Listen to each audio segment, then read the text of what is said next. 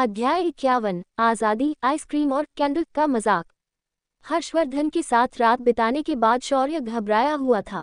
उसे अपने भविष्य के पति के लिए बुरा लग रहा था क्योंकि उसके होठों की मासूमियत तो हर्षवर्धन ने जुर्माने में ले ली थी।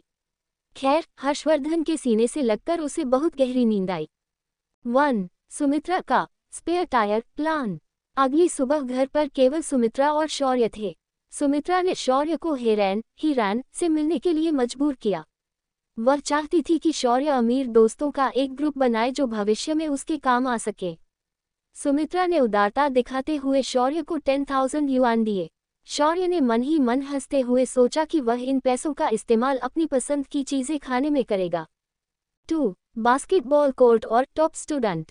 शौर्य ब्रांडेड कपड़ों में सज धजकर 4 बॉडीगार्ड्स के साथ स्टेडियम पहुंचा। वहां हीरैन अपने दोस्तों के साथ बास्केटबॉल खेल रहा था। जब उसने शौर्य को इतने सलीके वाले कपड़ों में देखा तो उसने मजाक उड़ाया, अरे टॉप स्टूडेंट, यहाँ बास्केटबॉल खेलने आए हो या पढ़ाई करने? शौर्य ने शांति से जवाब दिया, मेरा पैर मुड़ गया है, बस तुम्हें देखने आया हूँ। 3. आइसक्रीम और गपशप। शौर्य और हीरैन एक मिल्क टी शॉप में गए। शौर्य ने जमकर आइसक्रीम खाई क्योंकि घर पर हर्षवर्धन उसे ठंडी चीजें हाथ भी नहीं लगाने देता था। हीरैन ने अपनी सगाई के बारे में बात की और बताया कि वह शूजी हुई के साथ बस खेल रहा है। शौर्य ने उसे सलाह दी, अगर तुम दोनों के बीच कुछ नहीं है तो जल्दी अलग हो जाना ताकि बदनामी न हो। हीरैन को लगा कि शौर्य वाकई उसका सच्चा दोस्त है। 4. दादाजी और भाई की निगरानी। शौर्य ने सुमित्रा को मैसेज किया कि वह रात को घर नहीं आएगा और हीरैन के साथ पार्टी में जाएगा। सुमित्रा बहुत खुश हुई, लेकिन दूसरी तरफ हर्षवर्धन मीटिंग में था। मैसेज देखते ही उसका मूड और भी ठंडा कोल्ड हो गया। दादाजी शू गाओ। उन्होंने तुरंत अपने खास और खतरनाक बॉडीगार्ड्स को शौर्य की गुप्त रूप से सुरक्षा करने के लिए भेज दिया। 5. सुंदरियां और बिना बालों वाले बच्चे। रात को हीरैन शौर्य को बिलियर्ड्स खिलाने ले गया।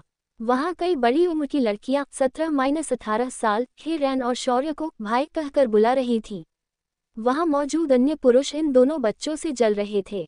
वे मन ही मन मजाक उड़ा रहे थे, क्या इनके वहां बाल भी आए हैं? इनका औजार तो बस एक छोटी सी मोमबत्ती कैंडल जैसा होगा जो किसी काम की नहीं। शौर्य इन सुंदरियों से दूर रहने की कोशिश कर रहा था, लेकिन तभी हीरैन ने मस्ती में एक खूबसूरत लड़की की तरफ शौर्य को धक्का दे दिया। अध्याय 52 महारानी का गिरना और सफेद शराब का खेल। पूल क्लब में हीरैन के साथ शौर्य की मौजूदगी ने सबका ध्यान खींचा। हीरैन ने मस्ती में एक खूबसूरत लड़की को शौर्य की तरफ धक्का दे दिया। शौर्य ने फुर्ती से उसे गिरने से बचा लिया। वह लड़की और कोई नहीं बल्कि भविष्य की मशहूर स्टार शुवान वार्नर शैनवॉर्ने थी। हीरैन ने जब शौर्य को उसका नंबर देने का मजाक किया तो शौर्य ने बिना डरे हीरैन की पीठ पर एक जोरदार थप्पड़ जड़ दिया। हीरैन के बॉडीगार्ड्स और शौर्य के बॉडीगार्ड्स के बीच तनाव बढ़ गया, लेकिन हीरैन, जो एक अजीब किस्म का इंसान था, शौर्य के इस दबदबे को देखकर और भी ज्यादा उसका मुरीद फैन हो गया। 1. पार्टी और सत्य या साहस, ट्रूथ और डेयर। शौर्य और हीरैन एक होटल की प्राइवेट पार्टी में पहुंचे। वहां शूजी हुई भी आई थी। पार्टी में शोर और शराब का माहौल था। शौर्य ने वहां की साधारण रेड वाइन और बोरिंग खेल को बदलने का फैसला किया। उसने चुनौती दी, शराब बदलो और व्हाइट वाइन, कड़क शराब लाओ। सब हैरान थे कि यह छोटा सा दिखने वाला लड़का इतनी बड़ी बात कह रहा है। शौर्य ने खेल की मुश्किल बढ़ा दी। 2. शौर्य का दबदबा। जब बोतल घुमाई गई तो वह जूलियांग पर रुकी। शौर्य ने उसे ऐसी डेयर चुनौती दी कि उसके पसीने छूट गए। बाहर जाओ और जो भी पहला आदमी मिले उसे फ्रेंच किस करो। शुलियांग ने शर्मिंदगी से बचने के लिए व्हाइट वाइन का पूरा गिलास गटक लिया। अगली बार बोतल हीरैन पर रुकी। शौर्य ने उसे अपनी चचेरी बहन शूजी हुई को अगले राउंड तक चूमते रहने की चुनौती दी। शौर्य इस खेल का पूरा आनंद ले रहा था। उसे लग रहा था कि वह अपनी पुरानी जिंदगी के अपमान का बदला ले रहा है। 3. बगल के कमरे में तूफान। शौर्य शराब पी रहा था, मजे कर रहा था और लोगों को अपनी उंगलियों पर नचा रहा था। उसे बिल्कुल भी अंदाजा नहीं था कि हर्षवर्धन शूहैंग बगल के कमरे में ही बैठा है और वहां से बर्फीली हवाओं जैसा गुस्सा छोड़ रहा है। तारानकन तारानकन तारानकन। लेखक की टिप्पणी नोट। लेखक ने हीरैन को दूसरों को तंग करने वाला कहा है, लेकिन उसकी हरकतों से वह खुद तंग होकर मजा लेने वाला लगता है, क्योंकि वह शौर्य से थप्पड़ खाकर भी खुश है। अध्याय 53, शेर की गुफा में शिकार। शौर्य शू निंग को लग रहा था कि वह खेल का उस्ताद है, लेकिन वह भूल गया था कि असली भेड़िया अभी भी अंधेरे में बैठकर उसका इंतजार कर रहा है। 1 रंगे हाथों पकड़ा गया। पार्टी में शोर और शराब का नशा अपने चरम पर था। तभी अचानक कमरे का दरवाजा एक जोरदार आवाज के साथ खुला। कमरे का तापमान जैसे एकदम से गिर गया हो। सामने हर्षवर्धन शू हैंग खड़ा था। उसकी आंखों में ज्वालामुखी जैसा गुस्सा था। जब उसने देखा कि शौर्य के हाथ में शराब का गिलास है और वह ऐसी गंदी चुनौतियों का हिस्सा बन रहा है, तो उसके चेहरे पर बर्फीली शांति छा गई। 2 खौफ का माहौल। हर्षवर्धन के साथ आए बॉडीगार्ड्स ने एक पल में पूरे कमरे को घेर लिया। हीरैन और उसके दोस्त, जो अभी तक शेर बन रहे थे, हर्षवर्धन की एक नज़र पड़ते ही भीगी बिल्ली बन गए। हर्षवर्धन बिना एक शब्द बोले सीधा शौर्य की तरफ बढ़ा। 3 शौर्य की घबराहट। शौर्य का नशा एक पल में उतर गया। उसने अपनी जिंदगी में हर्षवर्धन को कभी इतना डरावना नहीं देखा था। हर्षवर्धन ने उसके हाथ से शराब का गिलास छीना और उसे नीचे पटक दिया। फिर उसने शौर्य की कमर में हाथ डालकर उसे किसी बोरी की तरह अपने कंधे पर उठा लिया। 4 घर चलो। हर्षवर्धन ने कमरे में मौजूद लोगों की तरफ देखा और ठंडी आवाज में कहा, आज के बाद मेरे भाई के आसपास भी मत दिखना, वरना तुम लोगों का नामो निशान मिटा दूंगा। शू जी हुई और हे रैन की तो बोलने की हिम्मत भी नहीं हुई। अध्याय 54 बंद कमरे में सजा। हर्षवर्धन शौर्य को सीधे गाड़ी में डालकर घर ले आया। पूरे रास्ते वह एक शब्द नहीं बोला, जिससे शौर्य और भी ज्यादा डर गया। घर पहुंचते ही वह शौर्य को उसके कमरे में ले गया और दरवाजा अंदर से लॉक कर दिया। 1 तुमने शराब पी। हर्षवर्धन ने शौर्य को दीवार से सटा दिया। उसकी आवाज में एक अजीब सी भारीपन थी। मैंने तुम्हें खुश रहने के लिए कहा था, बिगड़ने के लिए नहीं। तुम अजनबियों के साथ किसिंग गेम्स खेल रहे थे। 2 सजा की शुरुआत। शौर्य ने माफी मांगनी चाहिए, लेकिन हर्षवर्धन ने उसके होठों पर अपनी उंगली रख दी। माफी से काम नहीं चलेगा, तुम्हें अपनी गलती की सजा भुगतनी होगी। हर्षवर्धन ने शौर्य के करीब आकर उसकी गर्दन पर धीरे से काटा, हिकी जैसे कोई भेड़िया अपने शिकार पर निशान छोड़ रहा हो। शौर्य का पूरा शरीर कांप उठा। उसे समझ आ गया कि इस बार वह बच नहीं पाएगा। हर्षवर्धन का प्यार अब एक जुनून में बदल रहा था। अध्याय 54 अधिकार की जंग और भविष्य का फैसला। होटल के कमरे में शौर्य, शू निंग और शू हेंग के बीच किस और भाईचारे की सीमाओं को लेकर बहस छिड़ गई। शौर्य ने अपनी रक्षा करते हुए कहा, भैया, आप मुझे मुंह पर नहीं चूम सकते। यह अधिकार सिर्फ मेरे भविष्य के पार्टनर का है। शू हेंग की आंखों में गुस्सा और जुनून चमक उठा। उसने ठंडी आवाज में पूछा, अगर भाई नहीं, तो क्या पार्टनर चूम सकता है? शू हेंग जानता था कि वे सगे भाई नहीं हैं और उनके बीच कोई खून का रिश्ता नहीं है, इसलिए उसके मन में कोई झिझक नहीं थी। शौर्य उसकी गंभीरता से इतना डर गया कि वह कुछ बोल नहीं पाया, जिसका मतलब शू हेंग ने मौन स्वीकृति समझ लिया। 1 कोआ और मासूमियत। नहाने के बाद शू हेंग ने शौर्य को तौलिए में लपेटकर बिस्तर पर लिटाया। शौर्य नींद में था और बहुत प्यारा लग रहा था। शू हेंग ने फिर से उसे चूमा। जब शौर्य ने विरोध किया, तो हेंग ने कहा, तुम्हें धीरे धीरे इसकी आदत हो जाएगी। शौर्य इतना थक गया था कि वह विरोध करने के बजाय हेंग के सीने में मुंह छिपाकर सो गया। 2 होटल की वह सुबह। अगली सुबह शौर्य ने जब आंखें खोली, तो उसने खुद को शू हेंग की बाहों में पाया। दोनों ने पूरा दिन होटल में साथ बिताया। शू हेंग ने खुद उसे खाना खिलाया और एक छोटे बच्चे की तरह उसकी देखभाल की। शौर्य सोचने लगा कि आखिर वह अपनी पिछली जिंदगी में इस भाई से नफरत क्यों करता था। उसे हेंग का साथ इतना आरामदायक लग रहा था कि वह उसके एब्स को छूने और मजाक करने से भी पीछे नहीं हटा। 3 घर वापसी और पिता का गुस्सा। शाम को पिता शू चेंग उन्हें लेने आए। शू चेंग थोड़े नाराज थे क्योंकि शू हेंग ऑफिस छोड़कर होटल में रुका हुआ था।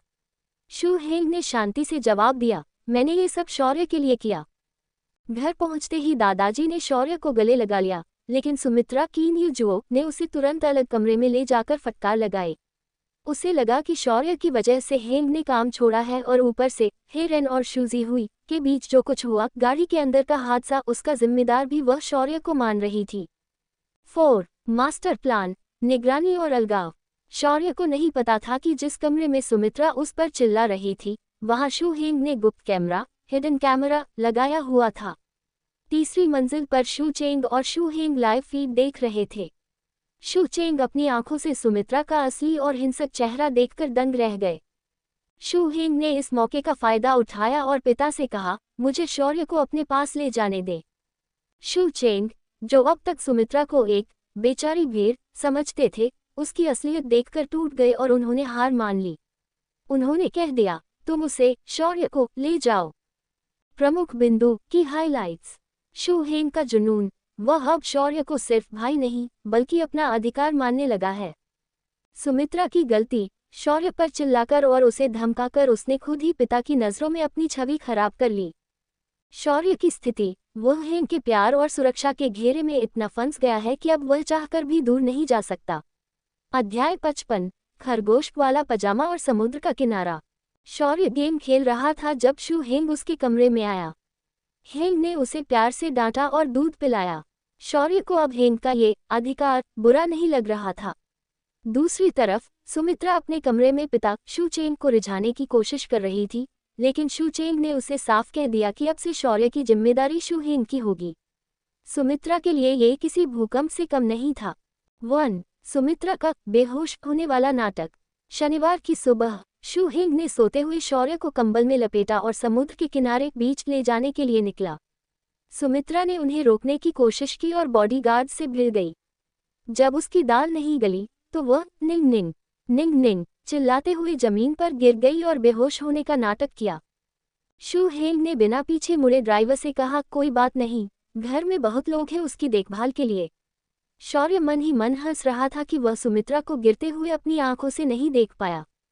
2. समुद्र का विला और सरप्राइज पजामा। वे समुद्र के किनारे एक आलीशान विला में पहुंचे। दोपहर में जब शौर्य सो रहा था, शू हेंग ने चुपके से उसके कपड़े बदल दिए। जब शौर्य सोकर उठा तो उसने खुद को सफेद खरगोश बनी वाले पजामे में पाया, जिसके पीछे एक छोटी सी पूंछ टेल भी थी। शौर्य को समझ नहीं आया कि हेंग को ऐसी चीजों से क्या लगाव है, लेकिन वह शांत रहा।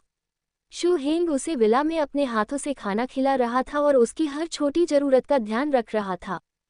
3. फरारी की सवारी और एब्स। शाम को शू हेंग ने अपनी काली फरारी निकाली। शौर्य स्पोर्ट्स कार देखकर बहुत खुश था। रास्ते में उसने हेंग के एब्स अब्डोमिनल मसल्स को छूकर देखा और सोचा कि काश वह उसका सगा भाई न होता। जब शौर्य ने हवा के मजे लेने के लिए कार की छत खुद खोलने को कहा तो हेंग ने पहले मना किया, उसकी सेहत के डर से, लेकिन फिर शौर्य की खुशी के लिए छत खोल दी। 4. मैं तुम्हारे साथ सोता हूँ। कार चलाते समय हेंग ने शौर्य का हाथ थाम लिया। जब शौर्य ने उसे चिढ़ाया तो हेंग ने शरारत से पूछा, क्या हमें अपना बैग कार की शेप वाला बनवा लेना चाहिए? शौर्य ने चिढ़ते हुए कहा, भैया, सामने देखकर ड्राइव कीजिए, मेरी तरफ मत देखिए।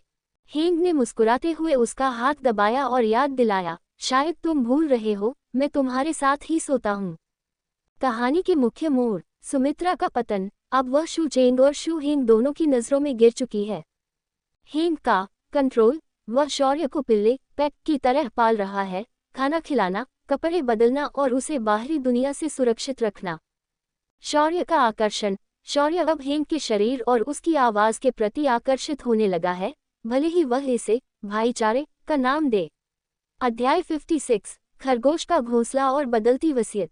कार में शौर्य शू निंग ने शू हेंग का मजाक उड़ाते हुए कहा, अगर आपको खरगोश इतने ही पसंद हैं तो चलिए एक खरगोश का घोंसला बनाते हैं। आप भी खरगोश वाला पजामा पहनिए, गाजर वाले तकिए रखते हैं और हम घर घर खेलेंगे। शू हेंग ये सुनकर अवाक रह गया, लेकिन मन ही मन वह शौर्य को खरगोश के लिबास में कूदते हुए देखने की कल्पना करने लगा। उसे यह विचार इतना प्यारा लगा कि उसके चेहरे की सख्ती पिघल गई। 1. हे रैन और शू ज़ीहुई का मामला। पीछे घर पर हे रैन और शू ज़ीहुई की सगाई की बात अब एक बर्फ के गोले स्नोबॉल की तरह बड़ी होती जा रही थी। हे रैन का परिवार की फैमिली इस रिश्ते से खुश नहीं था, लेकिन शू चेंग शौर्य के पिता ने इस मामले में दखल दिया था। सुमित्रा ने एक शातिर चाल चलते हुए प्रस्ताव रखा कि शू ज़ीहुई को गोद ले लिया जाए और उसे शू चेंग की बेटी के रूप में पहचान दी जाए ताकि उसकी हैसियत बढ़ सके। 2. दादाजी का मास्टर स्ट्रोक। शू चेंग अपनी चचेरी बहन की मदद करना चाहते थे, लेकिन दादाजी शू गाओ सुमित्रा की चाल समझ गए। उन्होंने साफ कह दिया, जुई हुई को शू चेंग के नाम नहीं बल्कि मेरे नाम पर गोद लिया जाएगा। इससे सुमित्रा की सारी योजना धरी की धरी रह गई। दादाजी ने यह भी सुनिश्चित किया कि उनकी संपत्ति का बड़ा हिस्सा शौर्य, शू निंग और आने वाले बच्चे शू याओ के नाम रहे, जबकि शू हेंग को पिता की संपत्ति से हिस्सा मिले। 3. शू याओ या मैं। समुद्र के किनारे विला में रात को बारबेक्यू बीबीक्यू का मजा लेते हुए शौर्य भावुक हो गया। उसने शू हेंग से पूछा, भैया, जब शू याओ छोटा भाई पैदा होगा, क्या आप उसे भी इसी तरह अपनी बाहों में पकड़ेंगे? शौर्य के मन में डर था कि शू याओ के आने के बाद उसकी जगह खत्म हो जाएगी। शू हेंग ने उसकी असुरक्षा को भांप लिया और वादा किया, तुम दुनिया में इकलौते हो, तुम्हारी जगह कोई नहीं ले सकता। मैं शू याओ को तभी पकड़ूंगा जब तुम मुझे खुद को पकड़ने दोगे। 4. वह अद्भुत किस द किस। शौर्य इस वादे से इतना खुश हुआ कि उसने अपनी झिझक छोड़ दी। वह शू हेंग की गोद में चढ़ गया और उसने हेंग के चेहरे को अपने हाथों में लेकर उसके होंठों पर एक कोमल चुंबन किस दिया। शू हेंग के लिए वह पल किसी सपने जैसा था, उसका दिल जोर जोर से धड़कने लगा। 5. समुद्र तट पर रात। अंधेरा होने पर दोनों समुद्र के किनारे टहलने गए। शौर्य नंगे पैर लहरों के साथ खेल रहा था और शू हेंग हाथ में बाल्टी लिए एक जिम्मेदार माता पिता की तरह उसके पीछे चल रहा था। जब शौर्य थक गया तो शू हेंग ने उसे अपनी पीठ पर उठा लिया, पिगीबैक राइड, और वापस विला ले आया। विला पहुंचते ही शू हेंग ने देखा कि शौर्य नींद में डूबा हुआ है। उसने मन ही मन तय किया कि वो खुद अपने छोटे भाई के कपड़े बदलेगा और उसे सुलाएगा। प्रमुख बिंदु, शू हेंग का बढ़ता आकर्षण। वह अब शौर्य की हर छोटी बात, जैसे उसके पजामे की पूंछ, का आनंद लेने लगा है। पारिवारिक राजनीति। शू जी हुई अब आधिकारिक तौर पर दादाजी की पोती बन गई है, जिससे सुमित्रा का प्रभाव कम हो गया है। शौर्य की जीत। उसने शू हेंग से यह वादा ले लिया है कि उसकी जगह हमेशा पहले नंबर पर रहेगी। अध्याय 57। रिश्तों की नई सुबह। समुद्र किनारे बिताई उस रात ने शौर्य, शू निंग और शू हेंग के बीच के अनकहे तनाव को एक खूबसूरत मोड़ दे दिया था। 1. सुरक्षा का एहसास। सुबह जब शौर्य की आंख खुली तो उसने खुद को बहुत तरोताजा महसूस किया। उसे धुंधला सा याद था कि कल रात उसने भावनाओं में बहकर शू हेंग को किस किया था और उससे अपनी अहमियत का वादा लिया था। उसे लगा कि अब उसे छोटे भाई शू याओ से डरने की जरूरत नहीं है। शू हेंग ने उसके लिए एक ऐसा घेरा बना दिया था जहां वह खुद को सुरक्षित महसूस कर सकता था। 2. एक नया आत्मविश्वास। शौर्य अब पहले जैसा डरा हुआ बच्चा नहीं रहा था। शू हेंग के अटूट साथ ने उसे मानसिक रूप से मजबूत बना दिया था। जब वे विला से वापस घर के लिए निकले तो शौर्य के चेहरे पर एक शांत मुस्कान थी। उसे पता था कि घर लौटते ही उसे सुमित्रा, किम यू जुओ की साजिशों का सामना करना पड़ेगा, लेकिन अब उसके पास एक ढाल थी, उसका बड़ा भाई। अध्याय 58। सुमित्रा की नई चाल और दादाजी का संरक्षण। घर पहुंचते ही माहौल बदला हुआ था। शू जी हुई अब आधिकारिक तौर पर दादाजी की गोद ली हुई पोती बन चुकी थी। सुमित्रा को लगा था कि वह जी हुई का इस्तेमाल करके अपनी पकड़ मजबूत कर लेगी, लेकिन पासा उल्टा पड़ गया।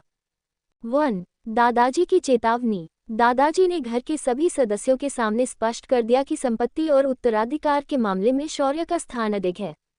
सुमित्रा ने जब बीच में बोलने की कोशिश की तो दादाजी की एक कड़ी नज़र ने उसे खामोश कर दिया। उन्होंने शू हेंग को इशारा किया कि वह शौर्य को अपने साथ रखे और उसे व्यापार की बारीकियां सिखाना शुरू करे। 2. भाइयों का गठबंधन। शू हेंग ने शौर्य को अपने निजी अध्ययन कक्ष, स्टडी रूम, में जगह दी। ये घर में एक बड़ा संकेत था। शौर्य अब केवल एक छोटा बच्चा नहीं, बल्कि शू हेंग का दाहिना हाथ बनने जा रहा था।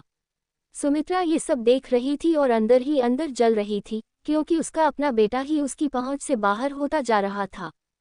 3. भविष्य की योजना। शौर्य ने महसूस किया कि शू हेंग उसे केवल लाड प्यार नहीं कर रहा, बल्कि उसे आने वाले कल के लिए तैयार कर रहा है। हेंग ने उसे कुछ फाइलों का विश्लेषण करने को दिया। शौर्य की कुशाग्र बुद्धि, शार्प आईक्यू देखकर हेंग दंग रह गया। उसने मन ही मन तय कर लिया कि वह शौर्य को कभी खुद से दूर नहीं होने देगा। कहानी का सारांश। अब कहानी उस मोड़ पर है जहां सुमित्रा अलग थलग पड़ गई है और शौर्य ने अपने भाई और दादाजी का पूरा विश्वास जीत लिया है। रिश्तों की मर्यादा और बढ़ते भरोसे के बीच अब असली संघर्ष सत्ता और व्यापारिक विरासत को लेकर शुरू होगा। अध्याय 58। एक ही बिस्तर पर 3 पीढ़ी। शू चेंग पिता और शौर्य शू निंग के बीच देर रात तक बातचीत हुई। पिता और पुत्र के बीच ये जुड़ाव पहली बार इतना गहरा था। शौर्य को नींद में डूबा देख शू चेंग ने उसे अपनी बाहों में भर लिया और वहीं सो गए। 1 वर्चस्व की खामोश लड़ाई। आधी रात को जब शू हैंग कमरे में आया तो उसने अपने पिता को शौर्य के साथ सोते देखा। शू हैंग को ये बात पसंद नहीं आई। उसने चुपके से कंबल हटाया और पिता का हाथ शौर्य के ऊपर से हटाने की कोशिश की। शू चेंग जाग गए और दोनों के बीच आंखों ही आंखों में एक मूक युद्ध छिड़ गया। पिता का संदेश, यह मेरा बेटा है। शू हैंग का संदेश, इसे वापस मुझे दो। अंत में उन्होंने समझौता किया और शौर्य को बीच में रखकर दोनों तरफ से उसे घेरकर सो गए। शौर्य, जो गहरी नींद में था, उसे पता भी नहीं चला कि वह अपने जीवन के 2 सबसे शक्तिशाली पुरुषों के संरक्षण में है। 2 सुमित्रा की बेचैनी और बॉडीगार्ड्स का अपमान। दूसरी ओर सुमित्रा किन्यूजुओ पूरी रात जागती रही। जब उसने दूसरी मंजिल पर जाकर जांच करनी चाहिए तो शू हैंग के बॉडीगार्ड्स ने उसे रोक दिया। सुमित्रा ने अपनी हैसियत का रौब झाड़ना चाहा, लेकिन बॉडीगार्ड ने 2 टूक जवाब दिया, हमें तनख्वाह शू हैंग देते हैं और हम केवल उन्हीं के आदेश मानते हैं। अगले 50 सालों तक वही हमारे मालिक रहेंगे। ये सुमित्रा के लिए एक बड़ा अपमान और संकेत था कि घर की असली ताकत अब शू हैंग के हाथों में जा चुकी है। अध्याय 59 ऑफिस में शौर्य का डेब्यू। अगली सुबह शू चेंग ने शौर्य को एक खास सरप्राइज दिया। उन्होंने शौर्य को अपने साथ ऑफिस चलने का निमंत्रण दिया। 1 चेयरमैन के ऑफिस में शौर्य। शौर्य पहली बार अपने पिता के साथ एक गौरवशाली पुत्र की तरह ऑफिस पहुंचा। जहां पिछली जिंदगी में वह यहां अपमानित महसूस करता था, आज वह चेयरमैन के बगल में सोफे पर बैठकर गेम खेल रहा था और चुपके से कंपनी के कामकाज को समझ रहा था। शू चेंग ने उसे ढेर सारे खिलौने और गैजेट्स दिए ताकि वह ऊब न जाए। 2 सुमित्रा की विफलता और हैंग का हस्तक्षेप। सुमित्रा दोपहर का खाना लेकर ऑफिस पहुंची ताकि वह शू चेंग को फिर से रिझा सके। लेकिन जैसे ही वह आई, शू हैंग ने कमरे में प्रवेश किया। हैंग ने न तो पिता की परवाह की और न ही सुमित्रा की। उसने सीधे शौर्य को गोद में उठाया और उसे अपने साथ लंच पर ले गया। सुमित्रा एक बार फिर खाली हाथ रह गई। महत्वपूर्ण बिंदु, पिता का बदलता नजरिया। शू चेंग अब शौर्य के साथ समय बिताने के लिए तरस रहे हैं, जो सुमित्रा के लिए खतरा है। शू हैंग का अधिक स्वभाव, वह अब खुलकर शौर्य पर अपना अधिकार जता रहा है, चाहे वह पिता के सामने हो या पूरी कंपनी के सामने। शौर्य की नई स्थिति, पूरी कंपनी में ये खबर फैल गई है कि दूसरा युवा मास्टर, सेकंड यंग मास्टर, वापस आ गया है और बड़े भाई के बहुत करीब है। अध्याय 60 मच्छर का हमला और भाईचारे का वादा। दोपहर के समय ऑफिस में शौर्य को एक मच्छर ने काट लिया। बस एक छोटे से लाल निशान ने शू हैंग और शू चेंग की चिंता को 7वें आसमान पर पहुंचा दिया। 1 मच्छर का काटना और डॉक्टर की फौज। शू हैंग ने तुरंत डॉक्टरों की एक पूरी टीम बुला ली। डॉक्टर पसीने से लथपथ होकर पहुंचे। उन्हें लगा कि युवा मास्टर हैंग को कुछ गंभीर हो गया है। जब उन्होंने देखा कि मामला केवल एक मामूली मच्छर के काटने का है, तो वे हैरान रह गए। लेकिन शू हैंग की आंखों में हत्या की मंशा देखकर उन्होंने चुपचाप मरहम लगाया। शौर्य को समझ नहीं आ रहा था कि हैंग इतना ओवर रिएक्ट क्यों कर रहे हैं, लेकिन जल्द ही उसे समझ आया। हैंग पूरी कंपनी को ये संदेश देना चाहते थे कि शौर्य का स्थान उनके जीवन में कितना महत्वपूर्ण है। 2 बाजार की नई समझ, टॉय कंपनी। लंच के बाद शू हैंग ने अपने एक गुप्त प्रोजेक्ट के बारे में सोचा, एक खिलौना फैक्ट्री। असल में वह उच्च तकनीकी, हाईटेक खिलौनों के बाजार पर कब्जा करना चाहता था ताकि वह भविष्य में शौर्य के लिए एक अलग साम्राज्य खड़ा कर सके। अध्याय 61 उपहार और सजा का खेल। रात को घर लौटने पर शौर्य ने अपनी मेहनत की कमाई से खरीदे गए उपहार अपने पिता और भाई को दिए। 1 पिता का गौरव। शौर्य ने शू चेंग को एक सुंदर टाई उपहार में दी। शू चेंग इतने खुश थे जैसे उन्हें कोई खजाना मिल गया हो। उन्होंने गर्व के साथ वह उपहार स्वीकार किया और खुशी खुशी अपने कमरे में चले गए। 2 हैंग की शर्त और पिटाई। शौर्य ने शू हैंग को भी एक टाई दी। हैंग ने उससे वादा लिया कि वह हर साल उसे इसी तरह उपहार देगा। जब शौर्य ने मजाक में पूछा कि अगर वह वादा भूल गया तो क्या होगा, तो हैंग ने शरारत से कहा, मैं तुम्हारी पिटाई स्पैंकिंग करूंगा। दोनों हंसते खेलते एक दूसरे के पीछे भागे, पसीने से तरबतर हो गए और अंत में शू हैंग ने शौर्य को उठाकर बाथरूम में ले जाकर नहलाया। बाथटब में किया गया वादा। नहाते समय शौर्य ने मासूमियत से पूछा, भैया, जब मैं बड़ा हो जाऊंगा, क्या आप तब भी मेरे साथ इतने ही अच्छे रहेंगे? शू हैंग ने उसकी आंखों में गहराई से झांकते हुए जवाब दिया, हमेशा। बदले में हेंग ने पूछा, और तुम? शौर्य ने मुस्कुराते हुए कहा, जब तक आप मुझे नापसंद नहीं करेंगे, मैं हमेशा आपके साथ रहूंगा। हेंग ने उसे अपनी बाहों में भर लिया। वह शौर्य की मासूमियत और उसके प्रति बढ़ते प्रेम को देखकर भावुक था। उसने मन ही मन सोचा, जल्दी बड़े हो जाओ मेरे छोटे निंग निंग। कहानी का विश्लेषण और मुख्य विकास। पात्र विकास। शौर्य शू निंग वह अब हेंग के साथ पूरी तरह सुरक्षित और खुश महसूस कर रहा है। शू हेंग उसकी सुरक्षात्मक प्रवृत्ति, प्रोटेक्टिव नेचर, अब जुनून की हद तक बढ़ रही है। सुमित्रा की न्यू जुओ वह किनारे पर खड़ी होकर केवल तमाशा देख रही है, उसे अंदर नहीं आने दिया जा रहा। अध्याय 62 एक नया शहर और एक खतरनाक समझौता। 1 बाथटब की शरारत और पूंछ का रहस्य। नहाने के दौरान शू हेंग ने शौर्य की नाक पर मजाक में काट लिया। शौर्य हैरान था, क्योंकि ऐसी हरकतें अक्सर प्रेमियों के बीच देखी जाती हैं। जब हेंग ने शौर्य को तौलिए में लपेटकर बाहर निकाला तो शौर्य ने फिर से एक पूंछ टेल वाली पतलून देखी। शौर्य को लगा कि हेंग उसे चिढ़ा रहे हैं, लेकिन हेंग ने बड़ी गंभीरता से कहा कि वह केवल अनुसंधान रिसर्च कर रहे हैं। असल में हेंग अपनी भावी खिलौना कंपनी के लिए काम कर रहे थे। 2 पिता और भाई का लाड़। रात को शू चेंग पिता फिर से अपने तकिए के साथ दोनों बेटों के बीच सोने आ गए। उन्होंने शौर्य को अपनी बाहों में लेकर अपनी दाढ़ी से उसे गुदगुदाया। शौर्य को पिता और बड़े भाई दोनों की बाहों में सोना बहुत सुखद लगा। उसने देखा कि शू हेंग और शू चेंग दोनों ही अपनी फिटनेस का बहुत ध्यान रखते हैं। अध्याय 63 विदाई और सुमित्रा की अंतिम कोशिश। अगली सुबह राजधानी रवाना होने का समय था। 1 सुमित्रा की साजिश। सुमित्रा ने शौर्य को अकेले में ले जाकर फिर से भड़काने की कोशिश की। उसने कहा, वहां जाकर शू हेंग पर नजर रखना और उसकी हर छोटी जानकारी मुझे देना। हमें उसे गिराने का मौका ढूंढना होगा। शौर्य ने अपनी मां की आंखों में झांका। वह समझ गया था कि सुमित्रा केवल उसे एक मोहरे की तरह इस्तेमाल करना चाहती है। उसने अपनी मां से केवल एक वादा लिया, मम्मी आप बस अगले 4 महीने अपने स्वास्थ्य का ध्यान रखें और सुरक्षित रूप से शू याओ छोटा भाई को जन्म दें। किसी भी साजिश के लिए खुद को या बच्चे को जोखिम में न डालें। 2 दादाजी का आशीर्वाद। जाने से पहले शौर्य दादाजी शू गाओ से मिलने गया। दादाजी ने उसे एक गुप्त सलाह दी, राजधानी में शू हेंग का अपना जाल बिछा हुआ है। वह वहां का राजा है। तुम बस उसके साथ मिलकर रहना, वही तुम्हें सुरक्षित रखेगा। अध्याय 64 राजधानी में प्रवेश और घर का वादा। विमान फ्लाइट पर शू हेंग ने शौर्य का पूरा ध्यान रखा। जैसे ही वे राजधानी पहुंचे, वहां के शक्तिशाली बॉडीगार्ड्स ने उनका स्वागत किया। 1 वह समझौता जिसने सब बदल दिया। रास्ते में कार में बात करते हुए शौर्य ने मजाक में कहा, भैया आप ऑफिस संभालना और मैं घर संभालूंगा, I take care of the house. Shaurya का मतलब था कि वह दादाजी और पिता की सेवा करेगा और घर की शांति बनाए रखेगा। लेकिन शू हेंग ने इसका मतलब कुछ और ही निकाल लिया, जैसे एक जीवनसाथी घर संभालता है। शू हेंग इतना खुश हुआ कि उसने शौर्य का चेहरा चूम लिया और एक पिंकी प्रॉमिस किया।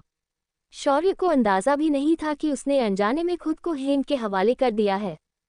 2 कार में सजा। शौर्य ने हेंग को चिढ़ाने के लिए सबके सामने उसे गाल पर चूमा। हेंग ने उसे चेतावनी दी कि शरारती बच्चों को सजा मिलती है।